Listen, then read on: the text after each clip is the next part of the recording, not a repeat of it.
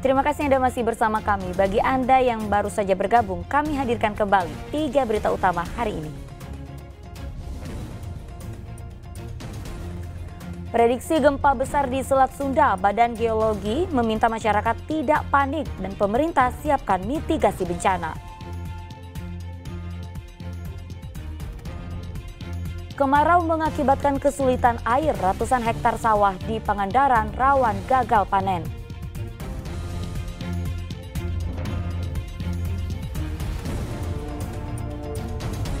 Seorang siswa SMP di Kabupaten Garut babak belur jadi korban perundungan siswa sekolah lain.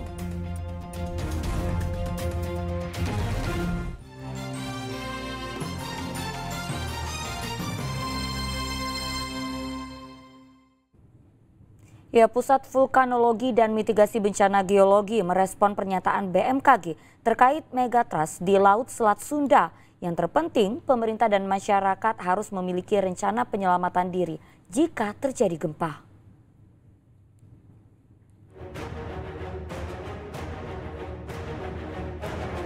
Baru-baru ini, warga dihebohkan dengan pernyataan Badan Meteorologi, Klimatologi, dan Geofisika (BMKG) terkait gempa megatrust atau gempa besar di Selat Sunda dengan magnitudo 8,7 hingga 8,9 yang hanya menunggu waktu.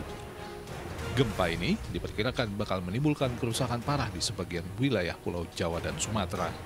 Para ahli di Badan Geologi Pusat Vulkanologi dan Mitigasi Bencana Geologi Bandung menyebutkan kemungkinan terjadinya gempa besar tersebut sudah dipetakan secara ilmiah. Mana saja wilayah yang bisa terdampak paling besar melalui peta kawasan rawan bencana gempa bumi yang di dalamnya terdapat nilai percepatan pergerakan tanah dan konversi kebesaran guncangan dengan skala 1 hingga 12. Yang terpenting adalah pemerintah baik pusat maupun daerah harus sudah merancang upaya mitigasi bencana gempa untuk masing-masing wilayah secara rinci dan mensosialisasikannya ke masyarakat agar jika gempa besar itu benar-benar terjadi, warga bisa menyelamatkan diri. Maknanya cuma satu sebenarnya, bagaimana kita menyelamatkan diri yang rata-rata gempa itu yang harus kita waspadai 10 detik pertamanya. Jika bangunan itu disesuaikan dengan peta kawasan bencana yang kita keluarkan. Tentunya minimal bangunan itu bertahan lebih dari 10 detik. Jadi kita bisa sembunyi di bawah meja, bisa segala-galanya lah mengantisipasi gempa di dalam bangunan dan bangunannya belum rubuh dan kita kemudian baru bisa keluar.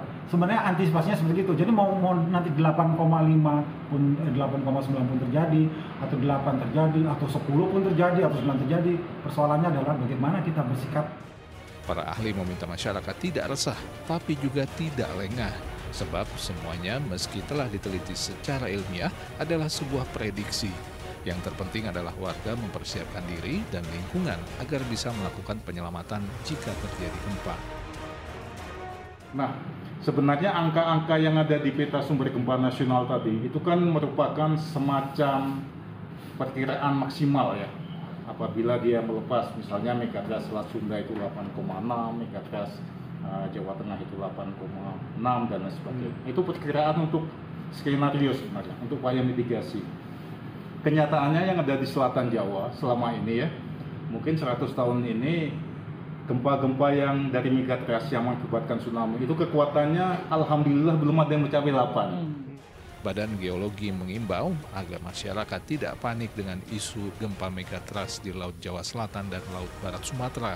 PVMBG dan Badan Geologi akan terus berkoordinasi dengan pemerintah untuk merancang upaya antisipasi jika terjadi gempa. Muhammad Rizal melaporkan dari Kota Bandung.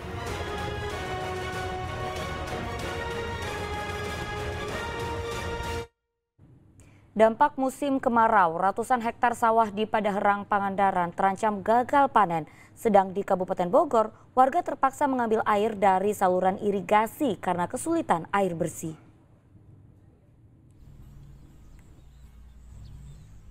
Sebagian lahan persawahan di Desa Sindangwangi, Kecamatan Padaherang, Pangandaran belakangan mulai mengering. Bahkan ada yang tanahnya sampai terbelah. Sedang sebagian persawahan lainnya masih hijau. Kondisi ini terjadi akibat tidak meratanya pasokan air dari irigasi. Saat ini, air irigasi hanya mengalir seminggu sekali. Padahal menurut para petani, saat ini tanaman padi mereka yang baru keluar bulir padi sangat membutuhkan air agar tidak gagal panen. kebutuhan air saat ini masih ada kekurangan, jadi keperluan petani itu harus menyeluruh begitulah ya. Sedangkan keadaan padi sekarang ini sangat membutuhkan air, terutama bagi padi yang sedang bunting begini ya. Sedang bunting, ada yang sedang bunting, ada yang sudah keluar malai begitu. Dan yang lebih banyak lagi yang belum bunting begitu.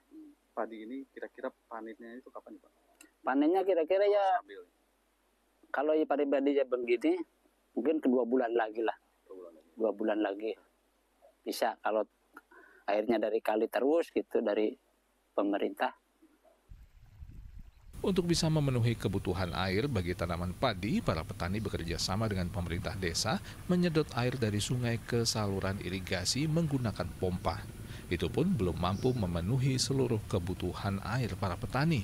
Pemerintah desa dan petani berharap ada pembukaan pintu air di Sungai Citanduy agar air bisa disedot untuk mengairi sawah agar petani tidak gagal panen. Bekerjasama dengan kelompok tani yang ada di wilayah Desa Ciganjeng, yaitu kelompok tani Mekar Bayu, kami melakukan pembenisasi dari Sungai Ciganjeng. Kami telah melaksanakan pembenisasi selama 2 hari. Cuma ini kurang maksimal karena debit air di Sungai Ciganjeng udah mulai berkurang. Ini disalurkan ke saluran irigasi karena debit air di Bendungan Mangati debitnya berkurang, otomatis dibagi-bagi menjadi 7 hari per wilayah. Jika di Pangandaran, petani terpaksa menggunakan air sungai karena irigasi kering, warga desa Sukajaya, Kecamatan Jonggol, Kabupaten Bogor, justru terpaksa mengambil air dari saluran irigasi untuk memenuhi kebutuhan air bersih mereka sehari-hari. Akibat musim kemarau, sudah 2 pekan air sumur mereka kotor dan tak layak digunakan. Air.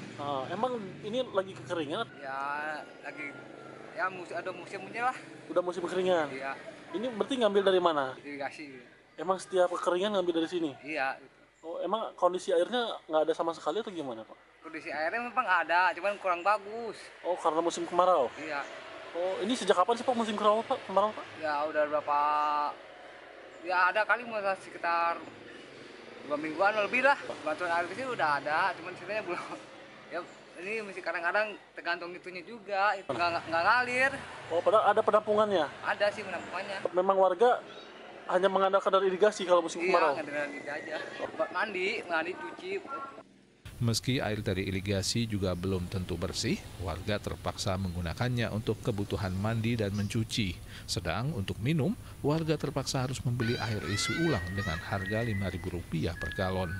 Warga berharap pemerintah Kabupaten Bogor segera turun tangan membantu warganya yang kesulitan air bersih akibat musim kemarau. Eko Setiabudi dan Asep Solihin melaporkan dari Pangandaran dan Kabupaten Bogor.